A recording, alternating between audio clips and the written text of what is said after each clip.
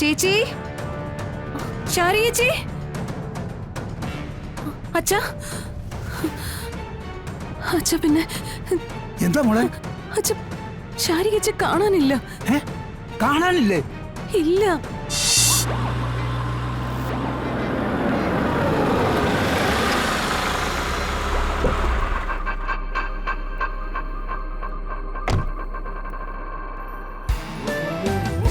തക്കിടുവാവേ, തക്കിടുവാവേ. മുത്തച്ഛന്റെ പൊന്നുമണിയേ, തക്കിടുവേ, തക്കിടൂ. ചക്കല മോളെ, ഇത് അച്ചച്ചനാ. അയ്യോടാ, എല്ലാരും കൂടി സന്തോഷിച്ച് കുഞ്ഞിനെയും കളിപ്പിച്ചോണ്ടിരിക്കുവാണല്ലോ. സങ്കടപ്പെട്ടിരിക്കാൻ ഈ വീട്ടിൽ മരണമൊന്നും നടന്നിട്ടില്ലല്ലോ. ഇതിലും ഭേദം അങ്ങനെ എന്തെങ്കിലും നടക്കുന്നതായിരുന്നു. ദുർഗെ, നീ എന്തെങ്കിലും പറയാനായിട്ടാണ് വന്നിട്ടുള്ളതെങ്കിൽ മാന്യമായ ഭാഷ പറഞ്ഞിട്ട് പോണം. അതെ, വന്ന കാര്യം മാന്യമായി പറഞ്ഞിട്ട് പോകാൻ തന്നെയാ വന്നത്. ദത്തെടുത്ത ഈ കുഞ്ഞിനെ ഈ വീട്ടിൽ വളർത്താൻ ഞാൻ സമ്മതിക്കില്ല. ഇതേ എനിക്കും എന്റെ മോൾക്കും കൂടി അവകാശപ്പെട്ട വീടാ. ഇത് നിനക്ക് മാത്രമല്ലല്ലോ, ഇവനും കൂടി അവകാശപ്പെട്ട വീടല്ലേ. കുഞ്ഞിനെ ദത്തെടുത്തിരിക്കുന്ന ഇവനാണ്, വളർത്തുന്നതും ഇവനാണ്. അത് ഈ വീട്ടിൽ നടക്കില്ലെന്നാ ഞാൻ പറഞ്ഞത്. മോളെ, നീ ആ കുഞ്ഞിന്റെ മുഖത്ത് നോക്കിയിട്ട് പറ. ആ ചിരി കണ്ട നിനക്ക് ഇങ്ങനെയൊക്കെ പറയാൻ തോന്നുവോ? കഠിന ഹൃദയമുള്ളവർക്ക് അങ്ങനെയുള്ള സെന്റിമെന്റ്സ് ഒന്നും ഉണ്ടാവില്ല അമ്മേ. ഈ വീടിന്റെ അവകാശം പറയുന്നുണ്ടല്ലോ. ഈ വീട് ഇങ്ങനെ ആക്കിയത് മൂർത്തിയാ, അതാരും മറക്കണ്ട. അതിൽ കൂടുതൽ അവൻ ഇതിന്റെ പേരിൽ ഇവിടെ കടവും ഉണ്ടാക്കി വെച്ചിട്ടുണ്ട്. അച്ഛന്റെ സ്വത്ത് മുഴുവൻ ഇവൻ ബിസിനസ് ചെയ്ത് നശിപ്പിച്ചില്ലേ. ഇനി അവന് വീടും കൂടെ കൊടുക്കണമായിരിക്കും. പിന്നെ ഈ കൊച്ചിന്റെ കാര്യം, ഇതേത് ജാതിയാ, ആരുടെ കുട്ടിയാണ്, എങ്ങനെയുള്ളതാന്ന് നിങ്ങൾക്ക് വലുതും അറിയാവോ? വട്ടം കൂടി ഇരുന്ന് കൊഞ്ചിക്കുന്നുണ്ടല്ലോ. വളർന്ന് വലുതാകുമ്പോ അച്ഛന്റെ അമ്മയുടെയും തലയെടുക്കത്തില്ലെന്ന് ആര് കണ്ടു? ചേച്ചി, ഞാനെടുത്ത് വളർത്തുന്നത് ഒരു മനുഷ്യ കുഞ്ഞിനെയാ. ആ ഉറപ്പ് എനിക്കുണ്ട്. അതുകൊണ്ട് തന്നെ ഞാൻ ഈ കുഞ്ഞിനെ വളർത്തും. പിന്നെ വളർന്ന് വലുതായി വന്നതിന് ശേഷമുള്ള കാര്യമല്ലേ. അങ്ങനെ എന്റെ തലയെടുത്ത അതിന്റെ വിധിയാണ് ഞാൻ കരുതിക്കോളാം. അതെ ചേച്ചി, ഞങ്ങൾ ഈ കുഞ്ഞിനെ ഞങ്ങളുടെ സ്വന്തം മോളായിട്ട് തന്നെ വളർത്താനാ ഈ വീട്ടിലേക്ക് കൊണ്ടുവന്നിരിക്കുന്നത്. ഒരുപാട് ആലോചിച്ചുറപ്പിച്ചെടുത്ത തീരുമാനമാ. ഇതിനി ആര് പറഞ്ഞാലും മാറ്റം ഉണ്ടാവില്ല. ദയവ് ചെയ്ത് ഞങ്ങൾ നിർബന്ധിക്കരുത്. എന്നാ അതൊന്നും എനിക്ക് കാണണം. പുതുമന വീട്ടിലെ വാസുദേവന്റെ മകളാ ഞാനും.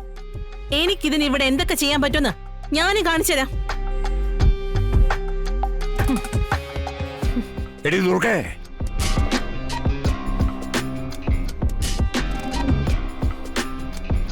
നിങ്ങൾ ടെൻഷൻ ആകണ്ട. നിങ്ങളുടെ കൂടെ ഈ അച്ഛനും അമ്മയും ഉണ്ട്. ഒന്നുകൊണ്ടും പേടിക്കണ്ട.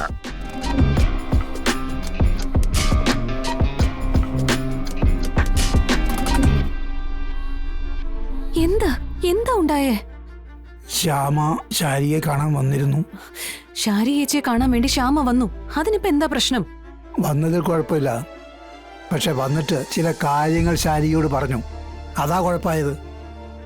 എന്ത് കാര്യം? അവൾ എന്ത് കാര്യ പറഞ്ഞത്? ഷാരിയെ അറിയിക്കാൻ പാടില്ല എന്ന് തീരുമാനിച്ചത് എന്താണോ അതാണ് അവൾ പറഞ്ഞത്. കുഞ്ഞിനെ നഷ്ടപ്പെട്ടെന്ന്. അത് പിന്നെ എന്നിട്ടെന്താ? ആ ഷോക്കിൽ നിന്ന് ഷാരിക ഇതുവരെ ഉണർന്നിട്ടില്ല. എല്ലാം ഒരു വിധത്തിൽ എവിടെയെങ്കിലും ഒന്ന് എത്തിക്കാന്ന് കരുതി ഓടി നടക്കുന്ന ഞാനാ വിട്ടി.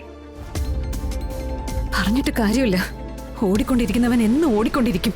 അത് മാറ്റാൻ പറ്റില്ലല്ലോ. പ്രിയ, പിന്നെ ശാരികയ്ക്ക് സംഭവിച്ചത് മെന്റൽ ഷോക്കാ. മനസ്സിന് താങ്ങാൻ പറ്റാത്തതായി എന്തെങ്കിലും കാണുകയോ കേൾക്കുകയോ ചെയ്യുകയാണെങ്കിൽ സ്വാഭാവികമായി ഇങ്ങനെയൊക്കെ സംഭവിക്കാം. പക്ഷേ ഇത് സാധാരണയായി താൽക്കാലികം മാത്രമാണ്.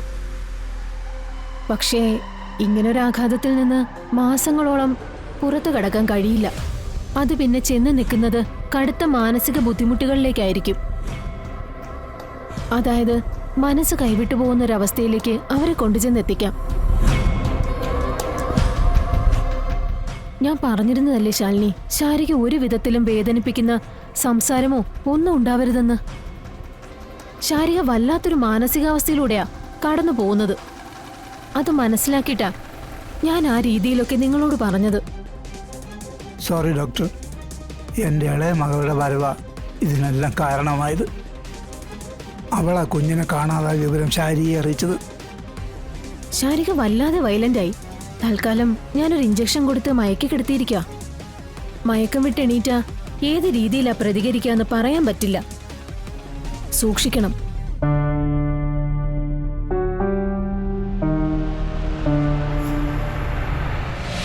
ആർക്കായാലും ദേഷ്യം വരും.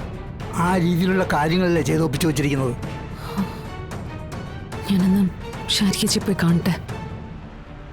പാവം, എത്രത്തോളം ആ മനസ്സ് വിഷമിച്ചിട്ടുണ്ടാവുക.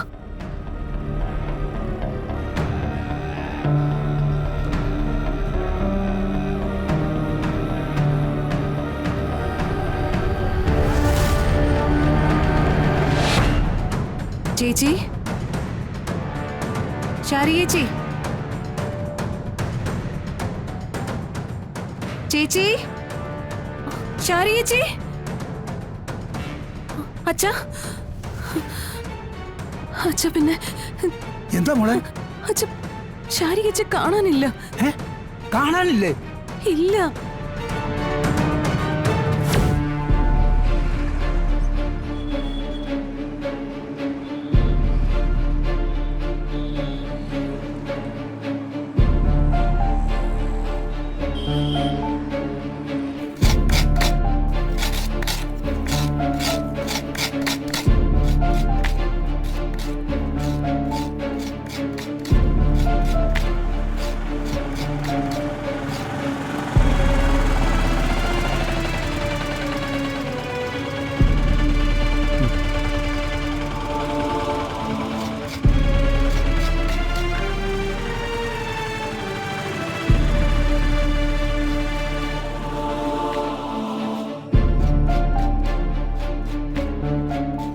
നീ ഇന്ന് ഹോസ്പിറ്റലിൽ പോയിരുന്നോ?